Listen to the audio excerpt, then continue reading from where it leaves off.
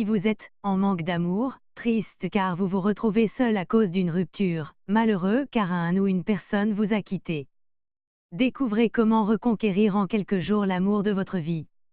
Et vous n'avez même pas besoin de vous y connaître en magie, je vous explique tout. Chers amis, on vit tous des moments difficiles. Mais certains sont tellement douloureux qu'ils nous laissent une pointe acérée dans notre cœur. Souvent nous sommes la seule personne à le comprendre. C'est une rupture. Il y a des fois où cela se passe bien, en effet notre histoire était arrivée à son terme et il était même temps d'y mettre fin.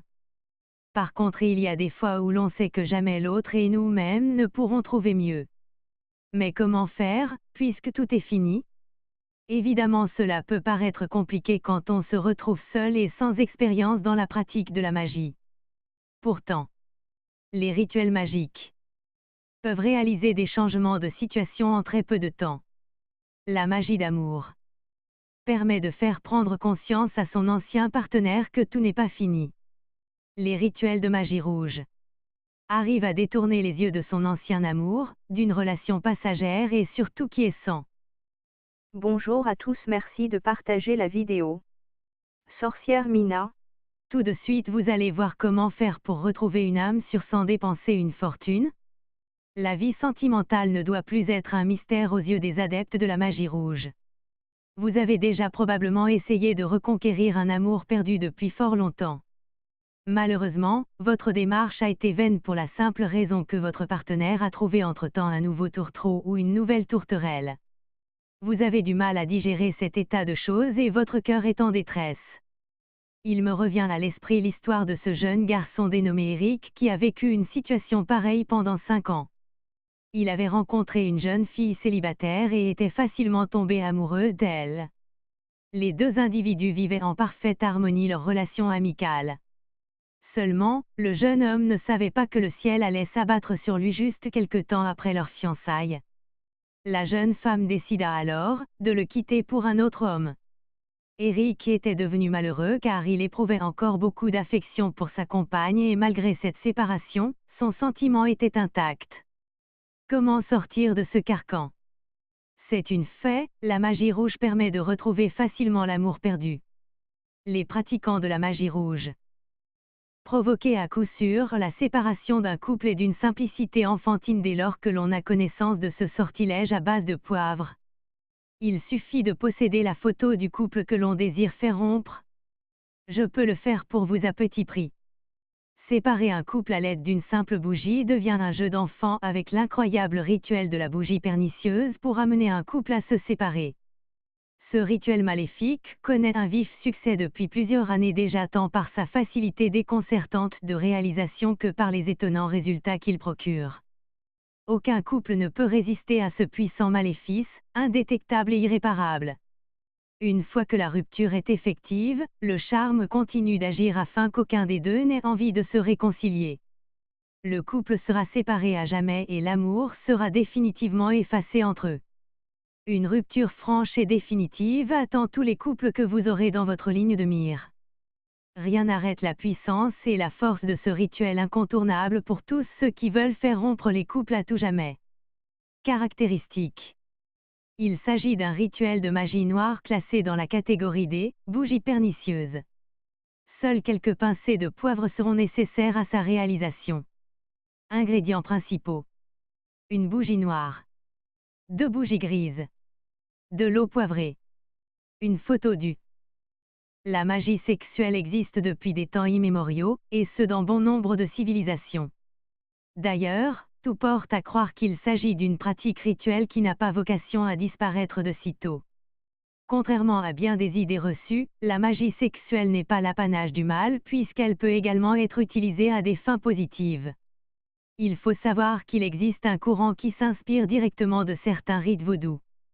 N'en déplaise aux amateurs, cette forme de magie sexuelle est régie par des rituels très stricts. Du reste, toute modification ou tentative de personnalisation implique des conséquences dont les effets peuvent être plus ou moins sévères. C'est la raison pour laquelle la magie sexuelle n'est pas à prendre à la légère, n'est pas sorcière qui veut. Un rituel de magie sexuelle a pour objectif de canaliser les énergies dans l'optique d'utiliser cette force à des fins bien particulières. À ce propos, il est nécessaire de prendre conscience que dans certains peuples, des couples peuvent prendre part à des ébats sexuels collectifs dans le but de démultiplier les énergies. Il est à noter que dès qu'il est question de magie sexuelle, il n'est pas rare que l'on songe tout de suite aux incontournables daïnes mauriciennes. Ces sorcières. La magie sexuelle, le Maïtuna, est basée sur les propriétés polaires de l'homme et la femme, qui, sans aucun doute, ont leurs éléments actifs dans le phallus et l'utérus. Les fonctions sexuelles dépourvues de toute spiritualité et de tout amour ne sont qu'un seul pôle de la vie. Le désir sexuel et le désir spirituel sont des fonctions mystiques à part entière qui complètent les fonctions physiques. On obtient ainsi les deux pôles de l'aimant et un érotisme sain et créatif. Le corps physique est comparable à une âme qui s'est matérialisée. Il ne s'agit pas de quelque chose d'impur ni d'un élément pécheur comme l'ont supposé certains auteurs de l'époque médiévale qui préconisaient un ascétisme absolu. En contrepoint à cet ascétisme radical, avec son caractère qui nie la vie, la magie sexuelle apparaît comme par enchantement l'ascèse révolutionnaire de la nouvelle ère du Verseau, le mélange intelligent de ce qui est sexuel et de ce qui est spirituel. Le résultat de la fusion de l'enthousiasme spirituel avec le désir sexuel est littéralement magique. Selon Samael Onweir, il serait urgent, inévitable et indispensable de nous émanciper du cercle vicieux de l'accouplement vulgaire et de pénétrer consciemment dans la sphère glorieuse de l'équilibre magnétique. Utilisée par les anciens depuis l'aube de l'humanité, la magie blanche est une pratique pure et bénéfique des rituels ésotériques et ne représente aucun danger pour qui la pratique. Elle est basée sur l'invocation et la maîtrise des forces de la nature et des énergies environnantes, le contrôle des flux magnétiques et la connaissance des plantes. L'envoûtement de magie blanche. Merci de partager la vidéo. Je vous place une petite histoire des horreurs qui ont inspiré les films. Sorcière Mina.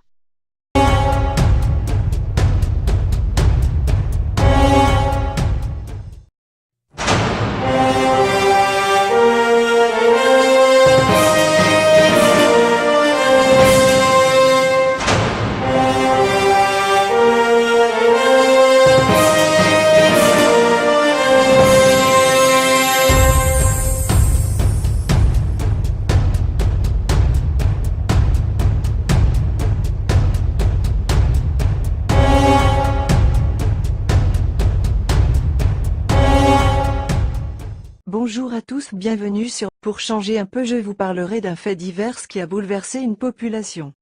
Bella. En 1943, 4 hommes partis à la chasse firent une étrange découverte. Alors que l'un d'eux escaladait un orme blanc, il réalisa qu'il y avait un crâne blanc à l'intérieur du tronc de l'arbre. L'un d'entre eux parla de sa découverte à son père, qui prévint alors les autorités.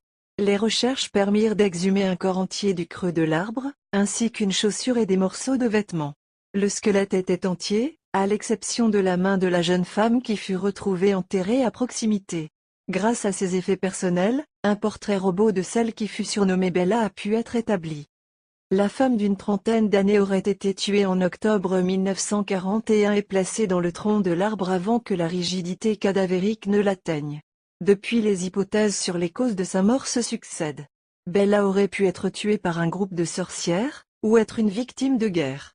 Le mystère reste entier et de nombreux plaisantins s'amusent encore à taguer la phrase « Au put Bella in the Wichelm ». J'espère que cette histoire vous a plu. Alors n'oublie pas de t'abonner, merci. Tiana Sofan. Les Winchester. Sarah Winchester avait épousé le magnat William Winchester. Persuadée que les victimes des armes à feu créées par les entreprises de son conjoint viendraient la hanter, elle fit construire un manoir pour la protéger. Pendant 38 ans, la maison est restée au statut en cours de construction. Elle croyait qu'ainsi, cela garderait les esprits loin d'elle. Le fait est que l'architecture de cette maison était assez étrange. En effet, certaines fenêtres donnaient sur une autre chambre, tandis que des escaliers et couloirs ne menaient nulle part. Au final, elle aura dépensé l'équivalent de 75 millions de dollars pour 38 ans de travaux. Après sa mort, la maison est devenue une attraction touristique. Rien à voir avec les histoires des horreurs ici, je vous donne une petite astuce pour enlever les étiquettes sur les bouteilles ou verres. Astuce pour retirer les étiquettes des bouteilles. Nul ne peut nier que retirer le papier collant d'une bouteille ou d'un bocal en verre, c'est la galère. En général, on retire l'étiquette pour se resservir du bocal comme conserve ou des bouteilles pour en faire de la déco. Et c'est une idée géniale, sauf quand vient le moment de retirer les derniers résidus de colle bien mélangés aux morceaux d'étiquette restant sur le contenant. C'est très chiant, avouons-le. Alors chacun y va de sa technique. Moi quand ça m'énerve trop, j'y vais au dissolvant. Mais tout le monde n'a pas forcément ça sous la main, quoique c'est une vraie astuce. Cela dit, sachez que si vous avez du beurre de cacahuète, ça fonctionne aussi. C'est la dernière astuce en date qu'on a trouvée. Tartinez-les de beurre de cacahuète. Pour retirer complètement l'étiquette et la colle qui se trouve sur vos bouteilles, rien de plus simple. Munissez-vous de beurre de cacahuète et de produits à vitre. Tout d'abord, commencez par faire tremper vos bouteilles vides dans de l'eau savonneuse, chaude, durant environ 40 minutes. Cela permettra de retirer le plus gros de l'étiquette. Ensuite, retirez le surplus, par exemple, à l'aide d'un couteau en plastique. Et enfin, s'il reste encore des résidus, tartinez vos bouteilles de beurre de cacahuète. Pas besoin d'en appliquer beaucoup, une petite couche suffira. Laissez agir ainsi une quarantaine de minutes environ. Puis, retirez le condiment à l'aide de papier essuie-tout. Et enfin, nettoyez une dernière fois vos bouteilles avec du produit à vitre. Un premier tremblement sur Mars. C'est une première pour la science.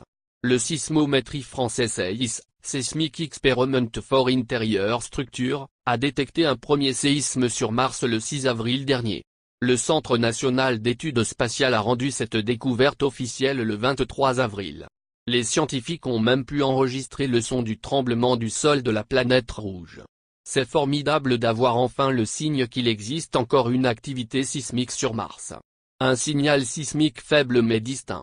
Nous avons attendu notre premier séisme martien pendant des mois, s'exprime dans un communiqué Philippe Lognonnet, chercheur de l'Institut de physique du globe de Paris et père de l'instrument. Une première mondiale. Le sismomètre SEIS a fait ses premiers pas sur Mars le 19 décembre 2018, grâce à un bras automatique de l'atterrisseur américain d'InSight, arrivé sur la planète rouge le 26 novembre de la même année. Son objectif est d'écouter vivre Mars, et d'en apprendre plus sur l'histoire de sa formation survenue il y a des milliards d'années grâce à l'étude des séismes.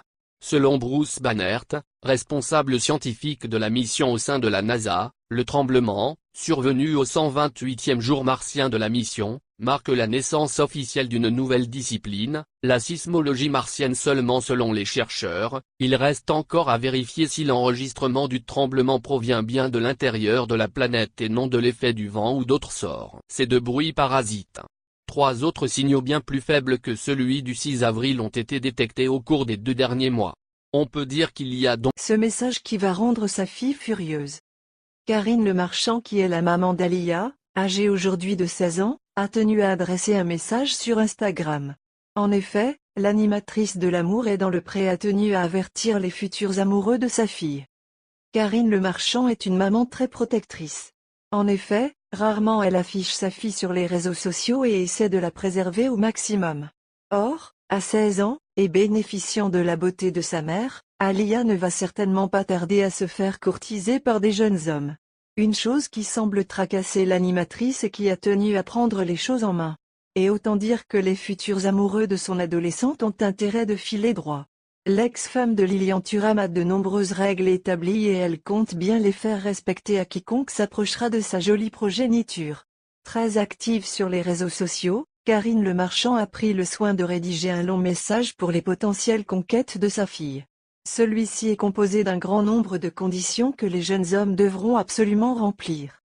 Avoir un job. Comprendre que je ne t'apprécie pas. Je suis partout. Tu l'as fait souffrir, je te fais souffrir. Sois rentré 30 minutes à l'avance. Engage un avocat.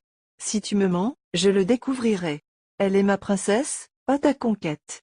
Retourner en prison n'est pas un problème pour moi. Quoi que tu fasses, je te le ferai. Ça va mieux en le disant, non ? Bon week-end à tous et surtout à ma fille chérie, a donc écrit l'animatrice télévision avec une petite pointe d'humour. Karine Le Marchand apprenait l'année dernière qu'elle était atteinte d'une tumeur à l'utérus. Ayant peur de mourir, l'animatrice de l'amour est dans le pré s'est fait opérer sans attendre.